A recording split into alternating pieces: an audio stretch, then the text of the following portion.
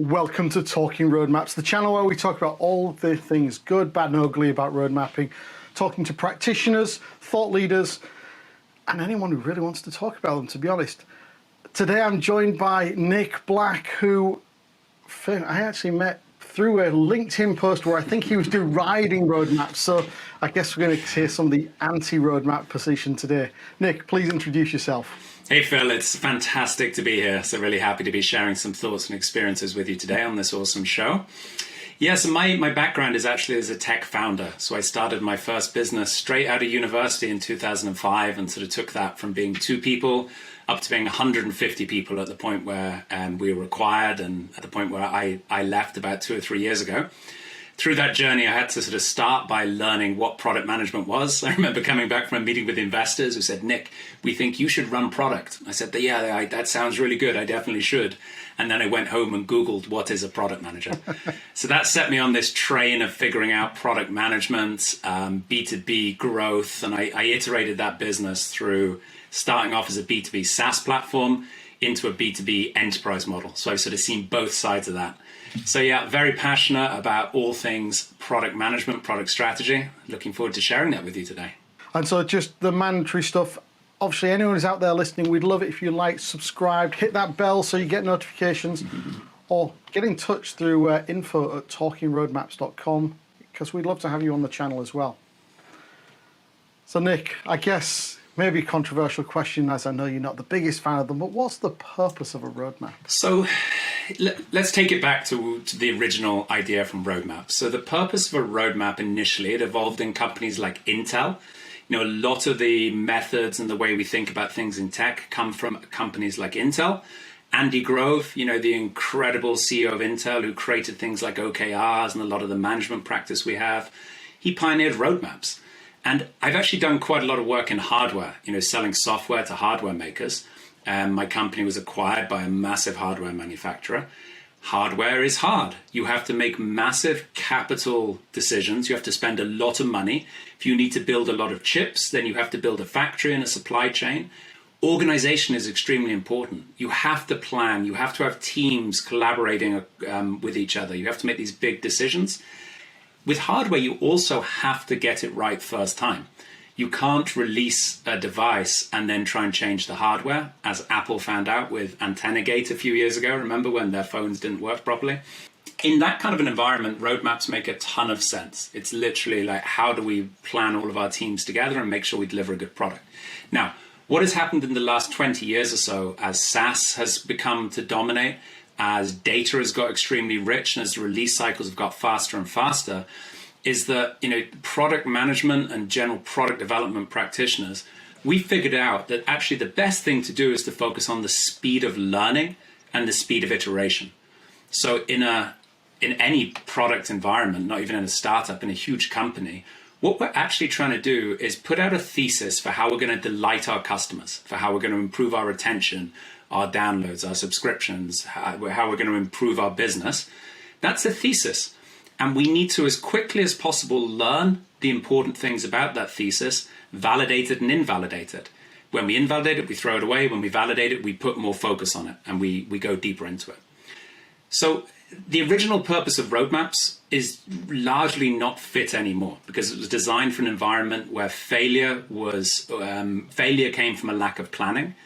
In today's environment, failure comes from not learning fast enough. And to me, that's the fundamental problem of where we are with roadmaps.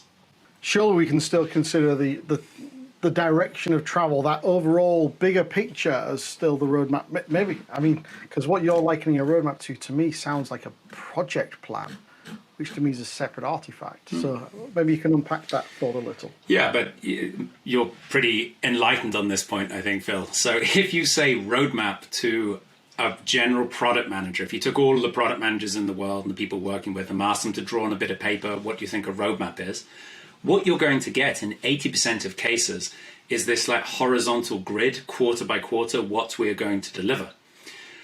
One of the purposes of that is to make the CEO feel that she or he is spending their money wisely, people have a plan and people are coordinated, right? So that is still what most organizations think roadmaps are. And I get like pushback on this when I say it, oh no, but actually you mean vision, you mean strategy. But that's good. That means you're working in an enlightened organization who's figured out large parts of it. Most of the product managers out there and most of the organizations out there, and I work today as a consultant with large, several thousand person companies. I do work with private equity firms who are transitioning their acquisitions from being, a little bit in an older model to being a more modern, faster model. So I see this from big multi-thousand person companies down to 5-person startups. The predominant idea of a roadmap is a plan for what we're going to build. I can see where you're coming from there, and I can see that challenge. But do you throw the baby out with the bathwater? Is it still not a concept that's useful? So I have a very different model for how to do this. So what I have been doing over the last couple of years since I left my startup, I've been, I started off this sort of cathartic exercise to write down the things I thought I'd known and all the mistakes I made. And the mistakes were like 50 pages, and then I had a couple of pages of what I thought I'd learned. And I started to publish some of these ideas to friends. They found it useful, so I set up a website, put the ideas on there, and one thing led to another, and I've been running these type of exercises with about 20, 30 companies over the last year or so. What I've found works much better, and this is from these big 1,000-person private equity-backed companies all the way down to sort of 5 to 10-person seed stage startups, is to make sure there's a very clear vision. So a lot of the time when the CEO asks for a roadmap, they're actually putting in place their version of their vision, but they're doing this in a very outputs-based way, saying this is what we got to build to realize my vision. What I think is much more useful is for the CEO and the founding team to spend their time defining the impact their vision is going to have. So to me, vision is all about purpose. What is the difference this product we're building is going to make on the users, on society, on the world as a whole? So I like to get really purposeful on it. You have this vision that can be shared through images, through movies, through written stories, whatever works in the culture of the company. From the vision, what we then look at is the North Star metric. So the North Star metric is the behavior your customers will adopt and you'll be able to see when they love your product, how your customers will behave when they love your product. And sometimes all you need to do is, spend an hour talking about vision, write that down, a few hours talking about North Star metric, write that down. And then you get these transformations happening within the team, where the team say, hey, so we're building all of this stuff in our roadmap, but it doesn't make any sense because the North Star metric is to drive engagement of users. And we're over here doing this other thing, which is just a technical pet project of the CTO. Let's stop doing that. So I like to work it down from the top. You start from the vision, you get the North Star metrics, then you get into the real meat, which is looking at the growth metrics and the retention metrics. I find and the final thing to layer on this, of course, is a good understanding of the growth process, how you run experiments, how you create hypotheses, how you validate and invalidate. And these are the major blocks that you need to have to be successful as a product organization today. I find what the traditional roadmap does, it just creates a false sense of security. We know what we're doing. The dev team are obviously on it. The product managers are good because they've created this big, nice PowerPoint slide and the customers agree with it, so it's validated. None of those things are true. So you're casting out a long-term vision, a direction of travel. Let's take the analogy of a map. We've got to get to this destination. Surely we can sketch out what we believe are going to be the steps in that path. Yeah. Not accepting that it's subject to change. So one of the models that I've used quite a bit on that, I learned from, you should get him on the show actually, from Gibson Biddle, the former Netflix VP product that everyone in product knows, right? So I spent a couple of days with him a few years ago. And one of the models I learned from that is to look at the big, like the 3 big chunks. So he calls it like get big, lead, expand.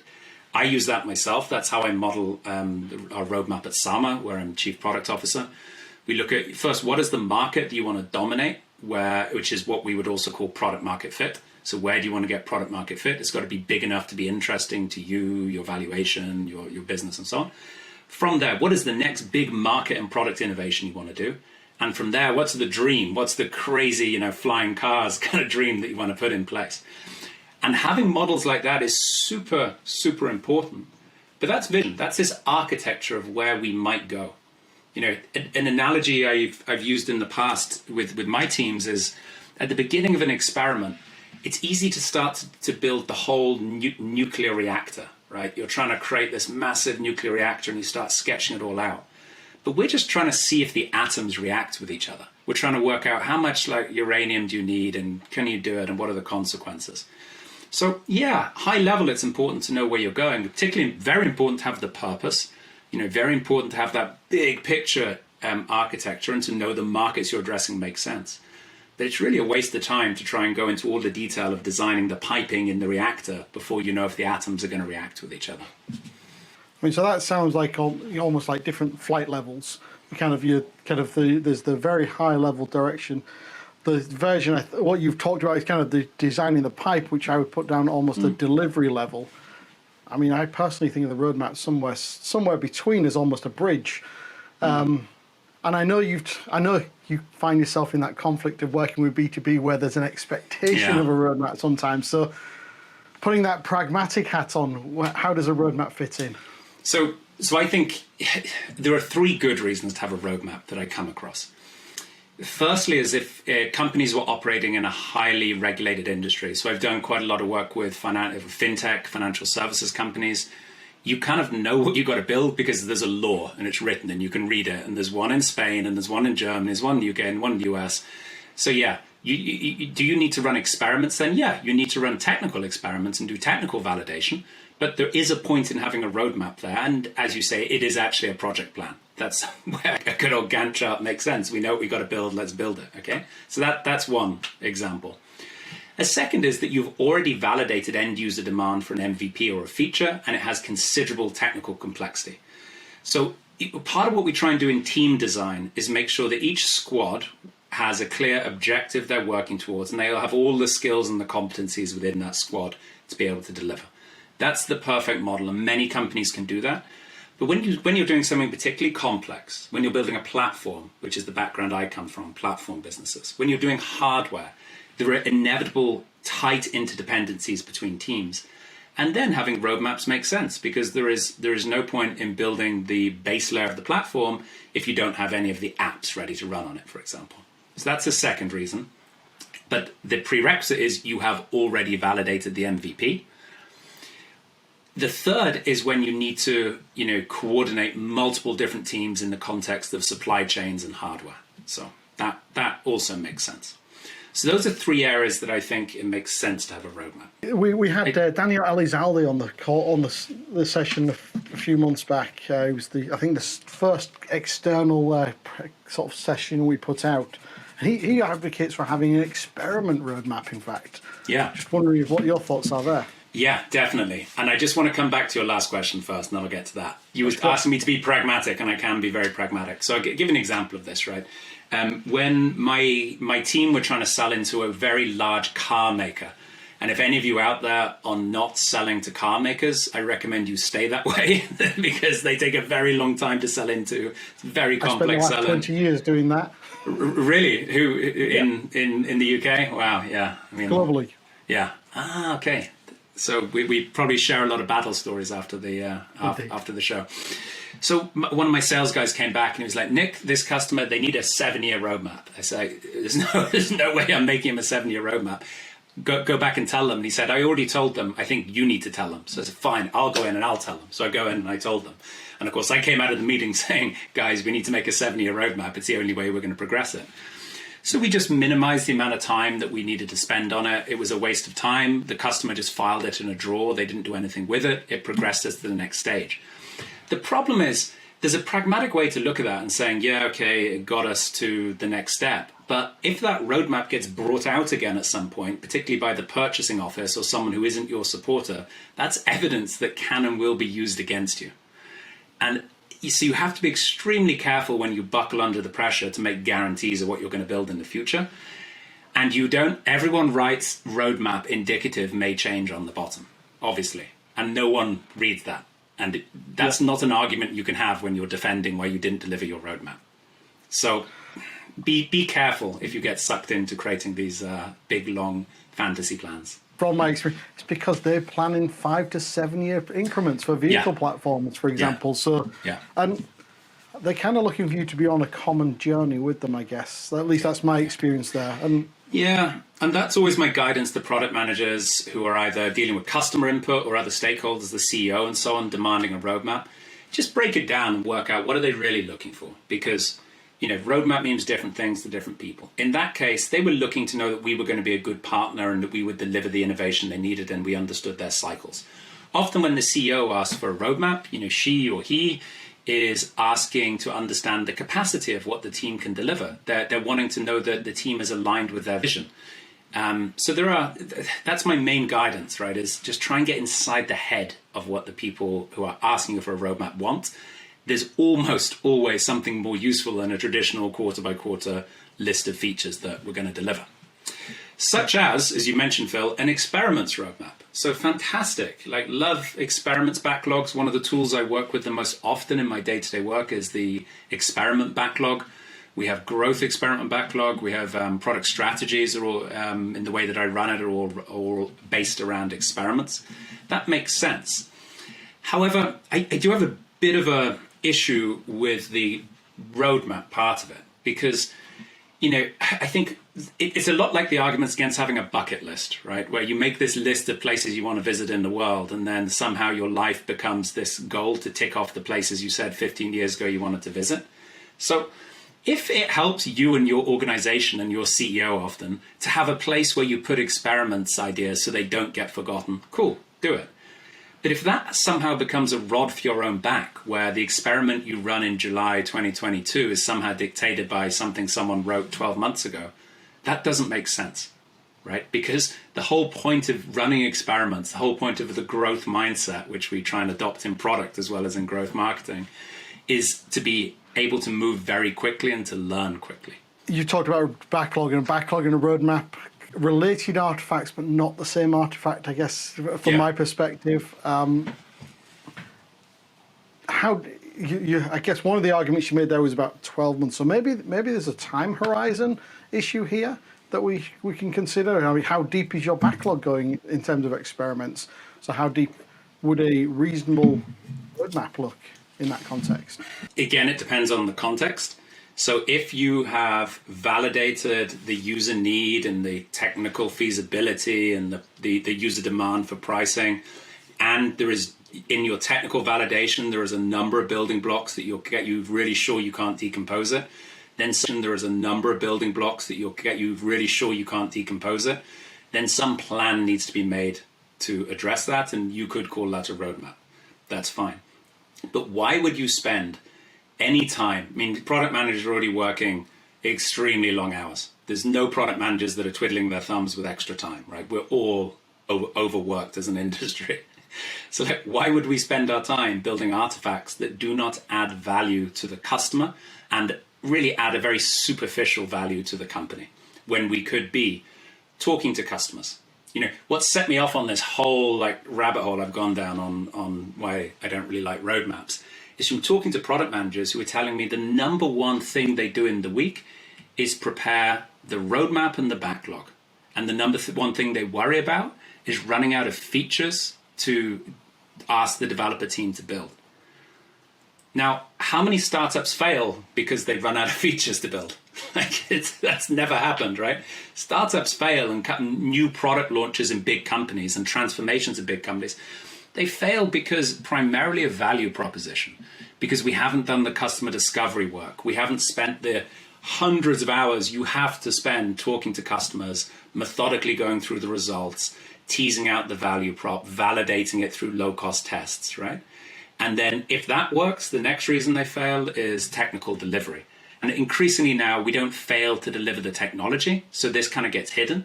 But what often happens is we just make critical mistakes that slow delivery down by multiple months, and the startup runs out of money, or we miss the selling opportunity to the customer. So those two things, your big risks, which are the user acceptance of the product, the user's desire to use and buy your product, and your team's ability to deliver it to the sort of cost basis that you need to be able to. Roadmaps don't play into that at all. They add no value to those two massive risks. So why are we spending our time working on something when the big risks that are going to make or break us are not related to those things that we're spending our time on? Surely they add to the communication and the alignment, whether it's internally, externally, that then helps make sure you're driving forwards on dealing with those risks. So I love alignment and communication. So it's one of the things that I do I do in the roadmap, the product strategy methodology that I've put together over the last few years. One of the big benefits that the people I do it with tell me they get is communication and alignment. They feel far more aligned. But that doesn't come from a list of tasks of telling people what to do. If you think about an organization you're aligned to, right? Maybe you are a vegan and you don't eat meat and you're very aligned to animal protection, the World Wildlife Foundation, for example. Maybe you're very aligned to a particular ideology. You're not aligned to their actions that they're doing, the things they're doing. You're aligned to their belief system, to the difference they want to make in the world, right? So again, why don't we spend our time focusing on the bigger picture things, such as our company's vision? Let's make sure everyone understands the vision. Let's make sure the vision is compelling. Let's see how our customers feel about it. Let's get a North Star metric, this one behavioral metric which we all work towards. And then let's make sure each one of our squads has one single metric that they're working towards and an exceptionally clear mission. And if we were just to survey product managers right now, how clear is your mission? How many metrics do you have that represent that mission? Do you think the CEO trusts you to deliver that mission? Those results, on average, would be disappointing. They'd be pretty low because most product managers don't feel enough trust from their bosses. They don't have a clear enough metric that they're working on. They don't have a clear enough mission statement. So that is, to me, that is alignment. It's when I believe in the purpose of the organization and I fully understand it. And when I come into work each day knowing this is what I need to do, I need to increase the percentage of users who complete onboarding within 5 days. That's what my work is all about. That is alignment. Writing a fantasy list of things we may do to do that, changing the sign-up form to take away the first name field and just have email, that's just a thesis of something we may do in the future. That's not alignment. I'm wavering, but I guess I'm hearing telling people what to do. I'm hearing kind of largely the feature level. And from my perspective, the best practice road mapping techniques these days include road mapping the problems we're going to solve for the customers and co-creating as opposed to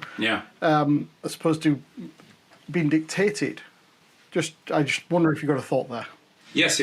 So again, you ask most CEOs what they mean by a roadmap. They want to see a quarter by quarter list of the stuff we're going to build, right? So that's what we have to come back to as the definition of most CEOs of what they think a roadmap is.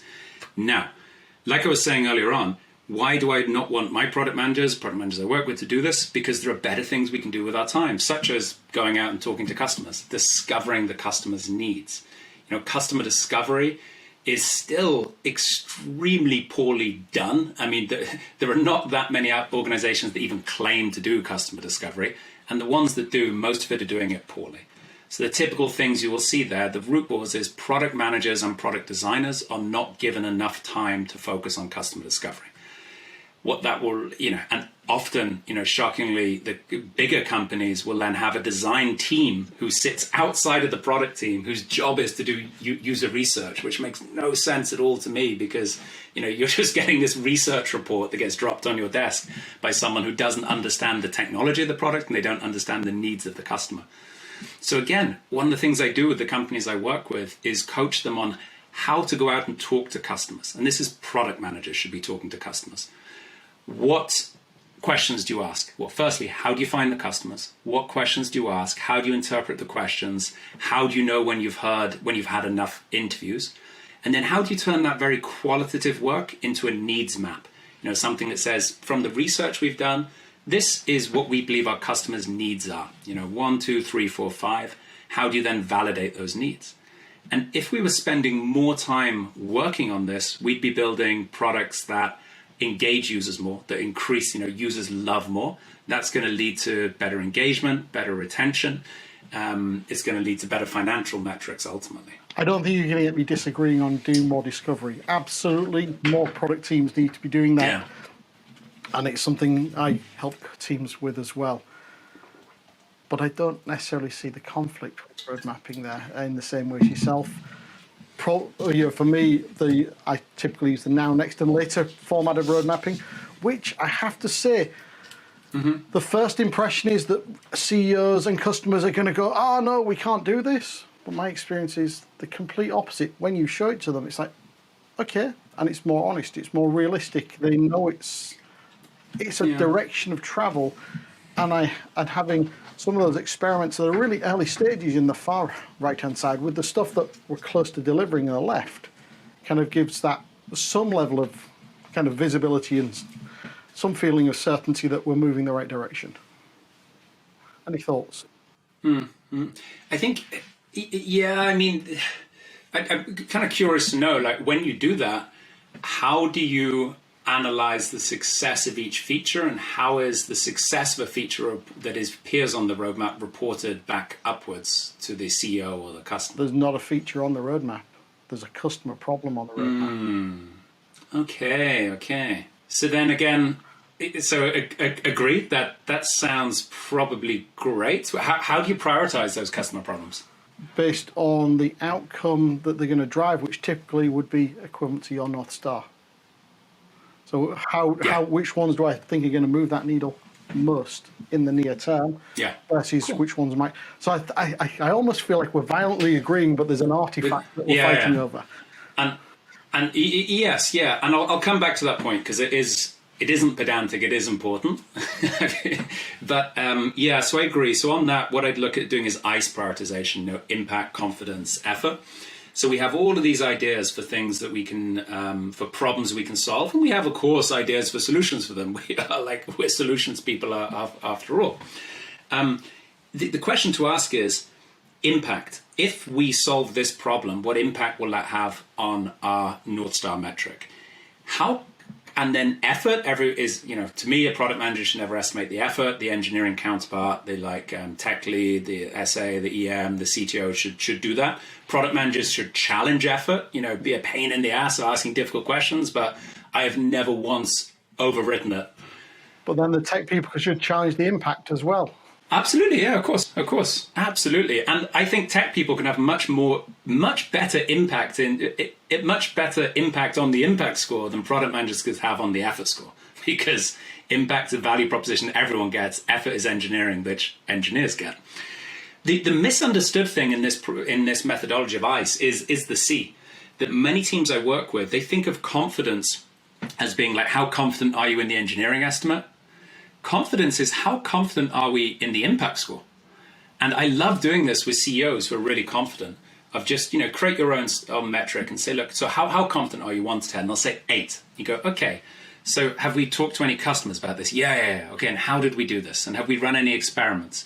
Have we run any landing page tests? Have we sent some mass emails out? And you can create, I always do this when I start in the company, create this kind of scale going from 1 to 10 where, 8 or 9 confidence is like, we've just run a longitudinal study over the course of 3 months and we're extremely certain, and we're never going to get there. So we're kind of around, to get to 4 or 5 on confidence, that's really confident. That means we have run a small scale validation test against a segment of our customers, for example. So get that. But then again, that ICE prioritization, that is the useful thing to be spending your time on, working with the CEO, going, how confident are we that customers really want this? Why are we confident? Is it your hunch? If it's your hunch, how do we design an experiment to validate that? Where is the input coming from this? So again, obfuscating that onto a quarter by quarter plan of this is what we're building, or even like a now, next, future, can take away from the real thing we're looking at, which is impact. Most of the time, impacts confidence, and depending on the complexity, the technical effort. Are we just being pedantic and arguing over terminology?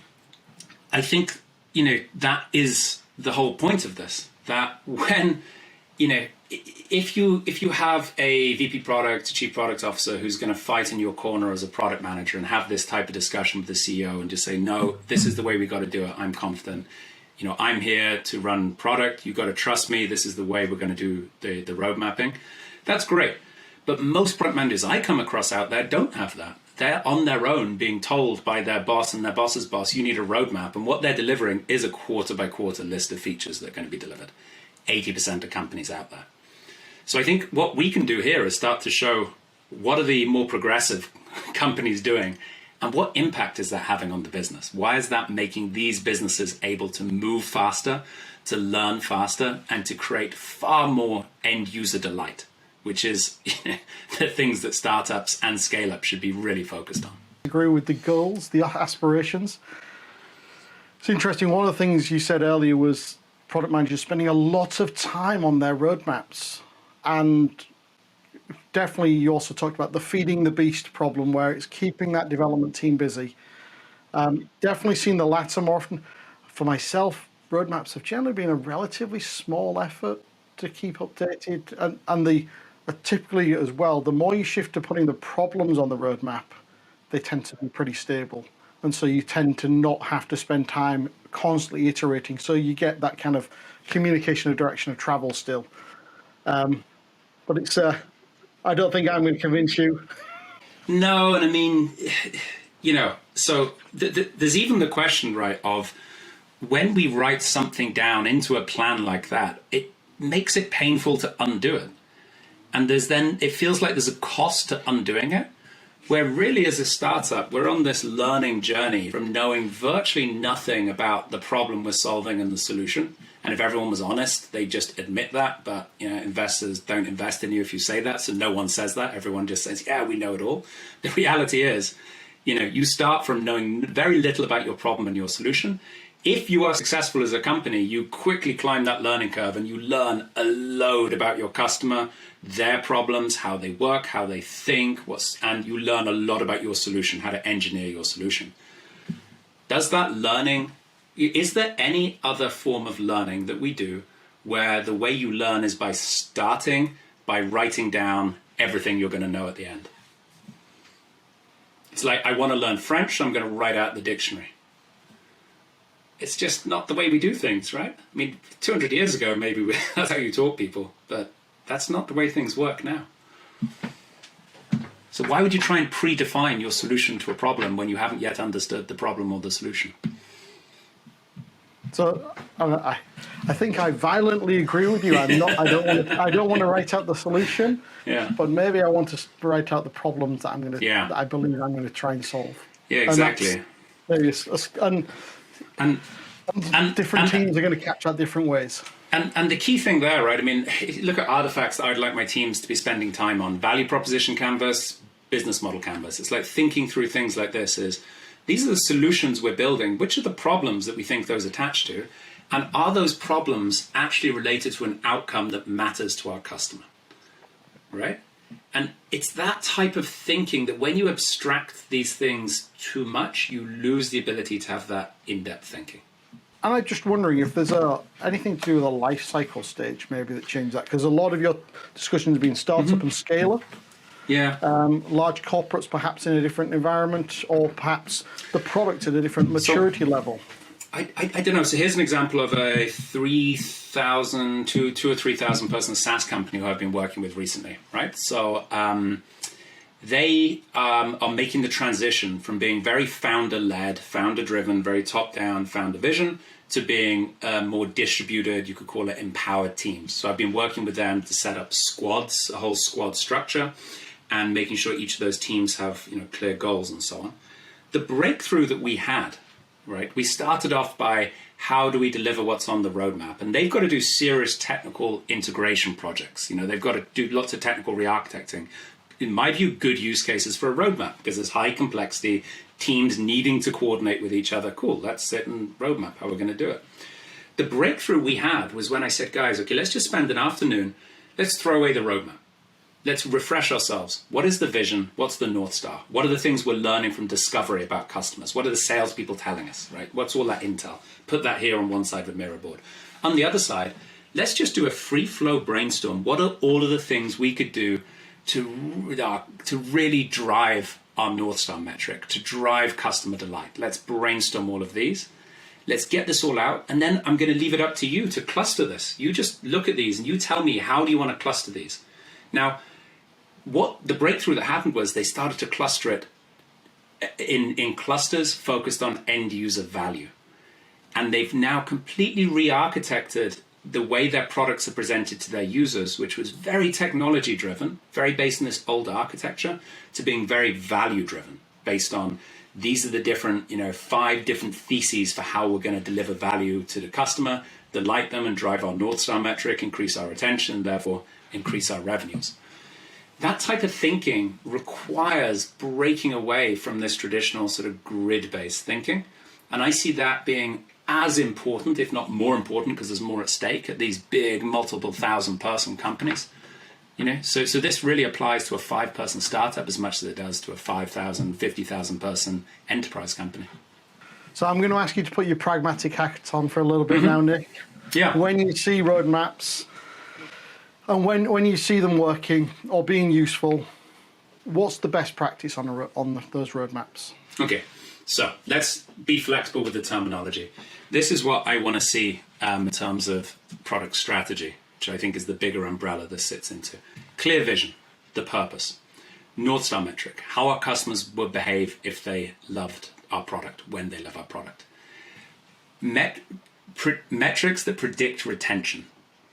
So each product team having a metric which is predictive of retention. And they're written down, and that's a thesis, but we've written them down and we've agreed them. Growth metrics, the places we're currently focused in our funnel to drive the most traction through the funnel. An experimentation process that everyone agrees with, and a prioritization process that is agreed with. So those are the components that I look for. If we zoom all the way into that sort of retention metrics area, each team has one retention metric. If they're a growth team, they have a growth metric. They will then have responsibility to do customer discovery. Undoubtedly from that, using ICE prioritization, they will have a prioritized set of customer problems that they're going to focus on. And they will have, next to that, a prioritized set of experiments that they want to run to validate or invalidate ways to solve those problems. So it's when we have that I see this working really, really well. Now, I guess the answer might be the whole thing, but what's the biggest mistake or the biggest anti-pattern you see on roadmaps? Definitely, it's this sort of psychological stress that it puts on you to deliver what you've already committed to. Because most of us are really conscientious. We don't like committing to something and then uncommitting from it.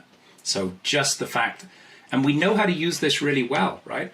We know that if we're trying to change a habit, I want to go running 3 times a week. Write it down, right? That's why we do OKRs, because when you start writing stuff down, what you do and don't want to do, you're more likely to do it. So that's the anti-pattern that I see. And I know everyone comes at this with good intentions, right? We just want to, get a view of what it is we might do potentially. Cool, that's fine. Like doing a sort of a planning exercise, a vision exercise with what the roadmap could look like. Yeah, maybe that is valuable. But creating a commitment to deliver something before you know if you've got to deliver it, that's the anti-pattern. And so you've mentioned Gibson Biddle. Would love to talk to him. If you can introduce me, that would be awesome. Whose advice do you listen to in this space?